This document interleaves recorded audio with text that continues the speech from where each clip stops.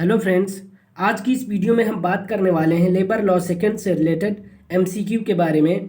अगर आप हमारे चैनल पर पहली बार आए हैं तो चैनल को सब्सक्राइब कर लें और साथ में बेल ऑन कर लें ताकि आने वाली वीडियोज़ की जानकारी आपको मिलती रहे।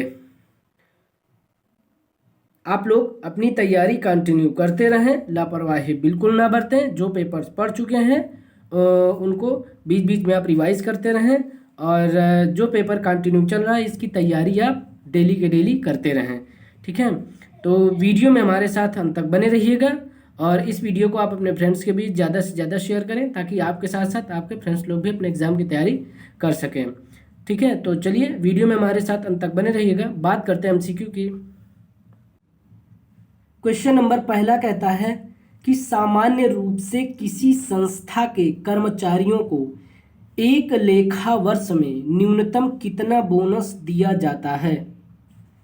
तो आपको याद रखना है वेतन का 8.33%। यहां पर आपका ए ऑप्शन सही होगा।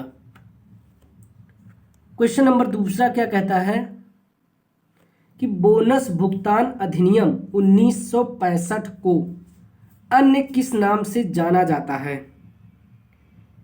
तो आपको याद रखना है दिवाली बोनस।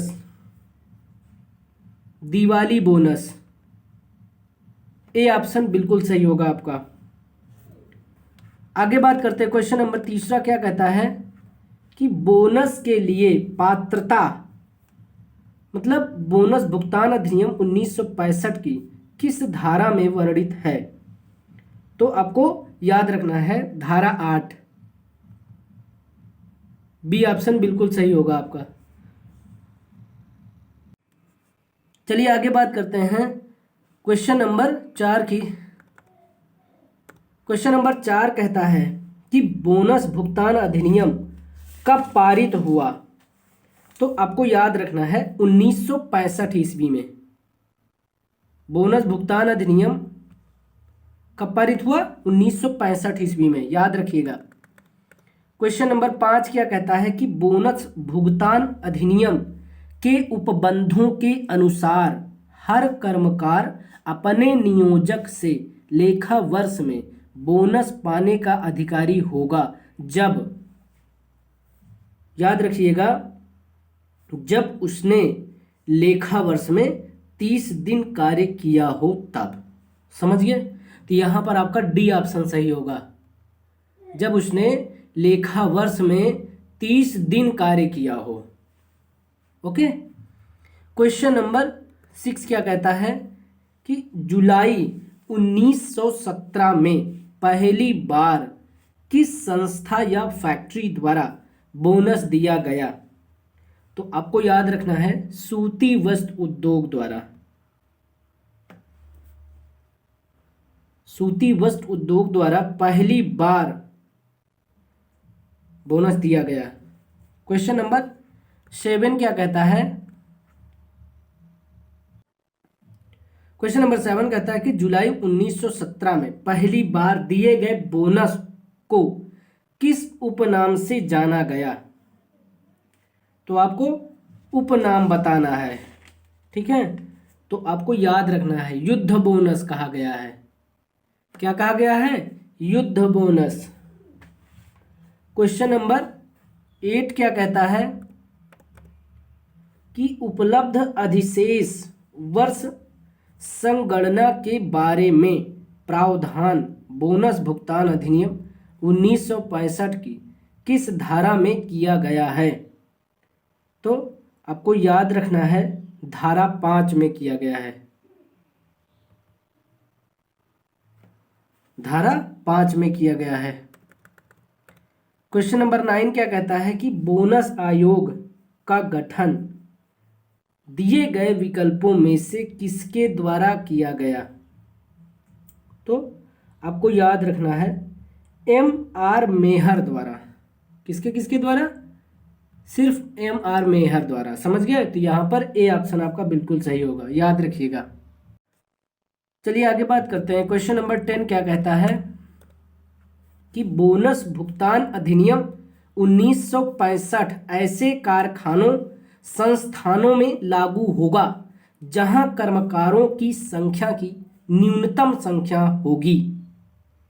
तो आपको याद रखना है किसी लेखा वर्ष के दौरान 20 या 20 से अधिक। कितना? किसी लेखा वर्ष के दौरान 20 या 20 से अधिक। याद रखिएगा, ए ऑप्शन बिल्कुल सही होगा। क्वेश्चन नंबर 12 क्या कहता है कि निम्न में से किस आयोग की सिफारिश पर भारत सरकार ने बोनस भुगतान अधिनियम 1965 को पारित किया? तो आपको याद रखना है त्रिपक्षीय आयोग। यहां पर आपका बी ऑप्शन बिल्कुल सही होगा। आगे बात करते हैं क्वेश्चन नंबर 12 की। क्वेश्चन नंबर 12 क्या कहता है कि बोनस का आशय है। देखिए क्रमांक थोड़ा सा गड़बड़ हो गया है, ठीक है। तो चलिए क्वेश्चंस हैं, पढ़ लीजिए, ठीक है, इंपॉर्टेंट है क्वेश्चन सारे। तो क्वेश्चन नंबर 12 यहाँ पर क्या कह रहा है कि बोनस का आशय है। तो बोनस का आशय है अच्छे के लिए कुछ, अच्छे के लिए कुछ, ठीक है, सी ऑप्शन सही होगा। क्वेश्चन नंबर 13 क्या कहता है कि बोनस भुगतान अधिनियम 1965 में किसी बात के अंतर्विष्ट होते हुए भी कोई कार्यकार बोनस पाने के लिए अयोग्य माना जाएगा जब वह कपट करता हो, हिंसात्मक व बलवात्मक आचरण में लिप्त होता हो या कुविनियोग या अभिधम के कारण सेवाच्युत किया जाए, ठीक है। तो यहाँ पर उपरोक्त सभी होगा, डी ऑप्शन सही होगा।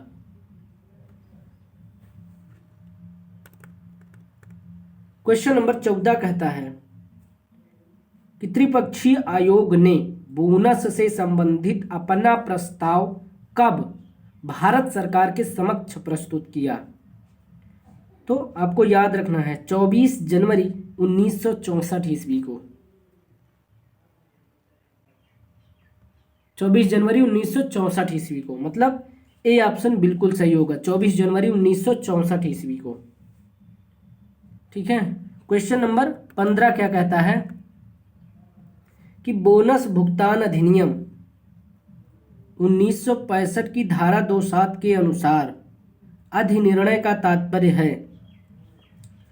तो याद रखिएगा किसी राज्य में औद्योगिक विवादों का अन्वेषण, एक तो ये हो गया। दूसरा, किसी औद्योगिक विवाद या उससे संबंधित किसी प्रश्न का वह अंतरिम से हो। और तीसरा है कि अंतिम अवधारणा से है जो किसी श्रम न्यायालय या औद्योगिक अधिकरण से हो, ठीक है। तो यहाँ पर उपरोक्त सभी होगा, यहाँ पर डी ऑप्शन सही होगा। ओके, क्वेश्चन नंबर 16 क्या कहता है? क्वेश्चन नंबर 16 की बात करेंगे। क्वेश्चन नंबर 16 कहता है कि 26 मई 1965 को बोनस भुगतान अध्यादेश किसने जारी किया? तो 26 मई 1965 को बोनस भुगतान अध्यादेश जो है राष्ट्रपति ने जारी किया था। डी ऑप्शन बिल्कुल सही होगा यहाँ पर। क्वेश्चन नंबर 17 क्या कहता है कि बोनस भुगतान अधिनियम 1965 के प्रमुख उद्देश्य क्या हैं? तो बोनस भुगतान अधिनियम 1965 के प्रमुख उद्देश्य हैं कि उद्योगों की उत्पादकता को प्रोत्साहित करना, श्रम और पूंजी में सकारात्मक संबंध और श्रमिकों के हितों की सुरक्षा और खुशहाली। ये हैं सारे बोनस भुगतान अधिनियम 1965 के प्रमुख उद्देश्य, ठीक है। तो यहाँ पर उपरोक्त सभी होंगे, डी ऑप्शन सही होगा आपका यहाँ पर। ओके, क्वेश्चन नंबर 18 क्या कहता है कि बोनस भुगतान अधिनियम 1965 का वर्तमान विस्तार कार्य क्षेत्र है। तो बोनस भुगतान अधिनियम 1965 का वर्तमान विस्तार कार्य क्षेत्र जो है संपूर्ण भारत है। बी ऑप्शन सही होगा। क्वेश्चन नंबर 19 क्या कहता है कि बोनस भुगतान अधिनियम 1965 के प्रावधानों के अंतर्गत न्यूनतम और अधिकतम कितने प्रतिशत बोनस दिया जाता है? तो आपको याद रखना है न्यूनतम 8.33%। अभी एक जगह आपको ऊपर मिला होगा एक क्वेश्चन में, ठीक है, तो वहाँ पर आपने बताया है। और यहाँ पर पूछा क्या गया है प्रश्न में कि न्यूनतम और अधिकतम बताना है यहाँ पर, ठीक है। तो न्यूनतम 8.33% बोनस और अधिकतम 20%, ठीक है। तो यहाँ पर आपका ए ऑप्शन सही होगा। क्वेश्चन नंबर 20 क्या कहता है कि दिए गए विकल्पों में किस संस्था के कर्मचारियों को, आपको बताना है कि किस संस्था के कर्मचारियों को बोनस एक्ट में नहीं रखा गया है। तो आपको याद रखना है, देखिए LIC है, इसको भी नहीं रखा गया है, इंडियन रेड क्रॉस सोसाइटी है, इसको भी नहीं, और इंस्टीट्यूट है, इसको भी नहीं। तो यहाँ पर ये सभी हैं जो जिनको जो है बोनस एक्ट में नहीं रखा गया है, ठीक है। तो यहाँ पर डी ऑप्शन बिल्कुल सही होगा आपका। आई होप कि आपको वीडियो पसंद आई होगी। वीडियो को लाइक करें, वीडियो को ज़्यादा से ज़्यादा शेयर करें, ताकि आपके साथ साथ आपके फ्रेंड्स लोग भी अपने एग्जाम की तैयारी कर सकें। और अभी लेबर लॉ सेकंड से रिलेटेड कुछ टॉपिक के MCQ और हैं।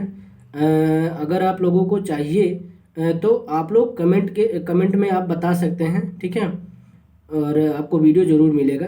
तो आप लोग जो है इस वीडियो को ज़्यादा से ज़्यादा शेयर करें, ठीक है।